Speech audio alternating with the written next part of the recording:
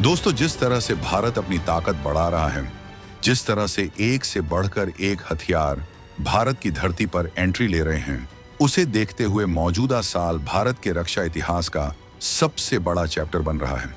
जब सीमा पार बैठे हमारे पड़ोसी मुल्क चीन और पाकिस्तान अपनी नई नई टैंक रेजिमेंट्स और हल्के टैंकों का प्रदर्शन कर रहे थे और दुनिया को लगा कि हिमालय की दुर्गम चोटियों पर भारत कमजोर पड़ सकता है, ठीक उसी वक्त भारत की रक्षा प्रयोगशालाओं में एक ऐसी साइलेंट क्रांति जन्म ले रही थी जिसकी भनक शायद दुनिया की बड़ी बड़ी खुफिया एजेंसियों को भी नहीं लगी। लद्दाख की बर्फीली चोटियों से लेकर राजस्थान के रेगिस्तान तक बच नहीं पाएगा कोई भी पाकिस्तानी टैंक या चीनी बख्तरबंद गाड़ी। भारत के डीआरडीओ ने चुपके से तैयार कर लिया स्वदेशी यमराज, मोघा 3 और MPATGM की एंट्री से विदेशी मिसाइलों की छुट्टी। ताश के पत्तों की तरह बिखर जाएगा दुश्मन के टैंक का सबसे मजबूत कवच, टॉप अटैक और डायरेक्ट अटैक की भयंकर टेक्नोलॉजी रेडी। भारतीय सेना को मिलने जा रहा है ऐसा ब्रह्मास्त्र जो फायर एंड फॉरगेट की तर्ज पर करेगा काम। रात के अंधेरे में भी नहीं छिप पाएगा दुश्मन, इंफ्रारेड सीकर और AI से लैस। ये मिसाइलें चीन के ZTQ-15 लाइट टैंकों को बनाएंगी लोहे का कबाड़। दोस्तों, ये खबर सिर्फ हथियारों के अपग्रेड होने की नहीं है, बल्कि यह ऐलान है भारत की उस आत्मनिर्भर शक्ति का जो अब अपनी सुरक्षा के लिए किसी विदेशी ताकत का मोहताज नहीं है। हम बात कर रहे हैं उन 2 घातक टैंक किलर्स की जिन्होंने हाल ही में अपने अंतिम परीक्षणों में दुश्मन के डमी टैंकों के परखच्चे उड़ा दिए हैं। अब आपके दिमाग में यह सवाल उठा रहा होगा कि आखिर हम किस हथियार की बात कर रहे हैं? आखिर क्यों इनके आते ही पाकिस्तानी जनरलों के माथे पर पसीना आ गया है? और सबसे बड़ा सवाल, क्या ये स्वदेशी मिसाइलें वाकई में अमेरिकी जैवलिन से बेहतर साबित होंगी? हम आपको बताएंगे इस गेम चेंजिंग खबर की पूरी कहानी, तो बने रहिएगा वीडियो पर और इस संबंध में आपके जो भी विचार हों कमेंट में लिखकर जरूर बताइएगा। दोस्तों, सबसे पहले हमें यह समझना होगा कि आखिर भारत को इन स्वदेशी मिसाइलों की इतनी सख्त जरूरत क्यों पड़ी। याद कीजिए 2020 का गलवान संघर्ष और उसके बाद लद्दाख में चीन के साथ चल रही तनातनी। चीन ने LAC के पास अपने हल्के ZTQ-15 टैंक तैनात कर दिए थे जो पहाड़ों पर आसानी से चढ़ सकते हैं। उस वक्त भारत को अचानक महसूस हुआ कि हमारे पास पहाड़ों पर लड़ने के लिए पोर्टेबल एंटी टैंक हथियारों की कमी है। हमें आनन फानन में इजराइल से स्पाइक और रूस से अन्य मिसाइलें मंगवानी पड़ी। लेकिन एक स्वाभिमानी राष्ट्र के तौर पर यह भारत को मंजूर नहीं था कि वह अपनी सुरक्षा के लिए हमेशा दूसरों पर निर्भर रहे। यहीं से जन्म हुआ मिशन टैंक बस्टर का। DRDO और भारत डायनेमिक्स लिमिटेड BDL ने बीड़ा उठाया कि हम दुनिया का सबसे बेहतरीन anti tank guided missile ATGM system खुद बनाएंगे। और आज 2025 में वो सपना हकीकत बनकर हमारे सामने खड़ा है। MPATGM man portable anti tank guided missile और अमोघा 3 का सफल होना सिर्फ एक तकनीकी जीत नहीं, बल्कि भारत की रणनीतिक स्वायत्तता की जीत है। अब अगर युद्ध हुआ तो हमें किसी देश के सामने हथियार मांगने के लिए हाथ नहीं फैलाना पड़ेगा। अब जरा इस छोटे पैकेट बड़ा धमाका यानी MPATGM की खूबियों पर नजर डालते हैं। यह मिसाइल विशेष रूप से हमारी पैदल सेना इन्फेंट्री के जवानों के लिए बनाई गई है। इसका वजन इतना कम है कि 2 जवान इसे आसानी से कंधे पर उठाकर दुर्गम पहाड़ों पर ले जा सकते हैं। लेकिन इसके हल्के वजन पर मत जाइएगा। इसका वार इतना घातक है कि यह बड़े से बड़े टैंक को लोहे के ढेर में बदल सकती है। MPATGM की सबसे बड़ी खासियत है इसका imaging infrared Sikar IIR Sikar. यह तकनीक इसे दिन हो या रात, कोहरा हो या धूल भरी आंधी, हर स्थिति में दुश्मन के टैंक को सटीक निशाना बनाने की क्षमता देती है। इसकी रेंज 2.5 किलोमीटर तक है, यानी जवान सुरक्षित दूरी पर रहकर दुश्मन को निशाना बना सकते हैं। और सबसे महत्वपूर्ण बात, यह फायर एंड फॉरगेट यानी दागो और भूल जाओ तकनीक पर काम करती है। एक बार मिसाइल फायर की तो जवान को वहां रुकने की जरूरत नहीं, वो तुरंत अपनी जगह बदल सकता है। इसे सैन्य भाषा में शूट एंड स्कूट कहते हैं, जो आधुनिक युद्ध में जान बचाने के लिए बेहद जरूरी है। आपने अक्सर सुना होगा कि टैंक का सामने का हिस्सा सबसे मजबूत होता है। वहां इतना मोटा कवच होता है कि साधारण मिसाइलें उसे टकरा कर बेकार हो जाती हैं। लेकिन MPATGM और अमोघा 3 ने इसका भी तोड़ निकाल लिया है। इन मिसाइलों में टॉप अटैक की क्षमता है। इसका मतलब है कि मिसाइल सीधे सामने से न जाकर ऊपर उठती है और फिर बाज की तरह झपट कर टैंक के सबसे कमजोर हिस्से यानी उसकी छत पर हमला करती है। टैंक की छत पर कवच पतला होता है और जब यह मिसाइल वहां टकराती है तो उसका टैंडम वॉरहेड सक्रिय हो जाता है। इसमें 2 विस्फोट होते हैं। पहला छोटा विस्फोट टैंक के ऊपर लगी रिएक्टिव आर्मर ERA को हटाता है और दूसरा मुख्य विस्फोट टैंक के अंदर घुसकर तबाही मचा देता है। यह तकनीक इतनी उन्नत है कि चीन और पाकिस्तान के पास मौजूद ज्यादातर टैंक इसके सामने टिक ही नहीं पाएंगे। 650 मिमी से ज्यादा मोटे कवच को भेदने की क्षमता रखने वाली ये मिसाइलें किसी भी आधुनिक टैंक के लिए काल समान हैं। जहां एक तरफ DRDO ने MPATGM बनाया है, वहीं दूसरी तरफ भारत डायनेमिक्स लिमिटेड BDL ने अमोघा 3 विकसित करके अपनी काबिलियत का लोहा मनवाया है। यह भी एक 3rd जनरेशन की एंटी टैंक मिसाइल है। अमोघा 3 की रेंज 200 से 2500 मीटर तक है। इसमें एक खास डुअल मोड सीकर लगा है जो इसे और भी ज्यादा सटीक बनाता है। इसका वजन करीब 15 से 16 किलोग्राम है, जो इसे में ले जाने के लिए बेहद सुविधाजनक बनाता है। अमोघा 3 में स्मोकलेस प्रोपेलेंट का इस्तेमाल किया गया है।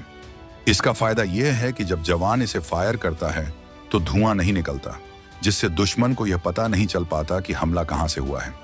यह खामोश मौत बनकर आती है और अपना काम करके चली जाती है। BDL ने इसे पूरी तरह से इन हाउस R&D से तैयार किया है, जो मेक इन इंडिया का एक शानदार उदाहरण है। रिपोर्ट्स के मुताबिक भारतीय सेना को ऐसी हजारों मिसाइलों की जरूरत है और अमोघा 3 उस जरूरत को पूरा करने के लिए पूरी तरह तैयार है। अक्सर इन मिसाइलों की तुलना अमेरिकी FGM 148 जैवलिन और इजरायली स्पाइक से की जाती है। यूक्रेन युद्ध में हमने देखा कि कैसे जैवलिन मिसाइलों ने रूसी टैंकों के कब्रगाह बना दिए थे। भारत की MPATGM और अमोघा 3 उसी श्रेणी के हथियार हैं। तकनीकी रूप से देखें तो हमारी मिसाइलें दुनिया के सर्वश्रेष्ठ हैं, हथियारों को टक्कर देती हैं। जैवलिन की तरह ही हमारी मिसाइलों में भी सॉफ्ट लॉन्च की सुविधा है, यानी इन्हें बंकर या किसी बंद कमरे के अंदर से भी फायर किया जा सकता है, बिना पीछे मौजूद जवानों को नुकसान पहुंचाए। लेकिन सबसे बड़ा अंतर है कीमत और उपलब्धता का। विदेशी मिसाइलें बेहद महंगी होती हैं और युद्ध के समय उनकी सप्लाई रुक सकती है। लेकिन अपनी स्वदेशी मिसाइलें न केवल सस्ती हैं, बल्कि हम जितनी चाहें उतनी बना सकते हैं। स्पेयर पार्ट्स या मेंटेनेंस के लिए हमें किसी दूसरे देश का मुंह नहीं ताकना पड़ेगा। यह आत्मनिर्भरता ही असली ताकत है। MPATGM में 90% से ज्यादा स्वदेशी कंपोनेंट्स का इस्तेमाल किया गया है, जो एक बहुत बड़ी उपलब्धि है। बात सिर्फ जमीन से मार करने वाली मिसाइलों तक सीमित नहीं है। भारत ने हवा से जमीन पर मार करने के लिए भी अपनी तैयारी पूरी कर ली है। इसी कड़ी में नाम आता है हेलेना और ध्रुवास्त्र का। हेलेना का मतलब है हेलीकॉप्टर लॉन्च्ड नाग। यह नाग मिसाइल का हवाई संस्करण है, जिसे हमारे स्वदेशी ध्रुव और प्रचंड अटैक हेलीकॉप्टरों पर तैनात किया जाएगा। इसकी रेंज 7 से 8 किलोमीटर तक है। सोचिए, हमारा हेलीकॉप्टर दुश्मन की रेंज से बाहर रहकर पहाड़ों के पीछे छिपकर ही दुश्मन के टैंकों को निशाना बना सकेगा। ध्रुवास्त्र इसी का वायुसेना संस्करण है।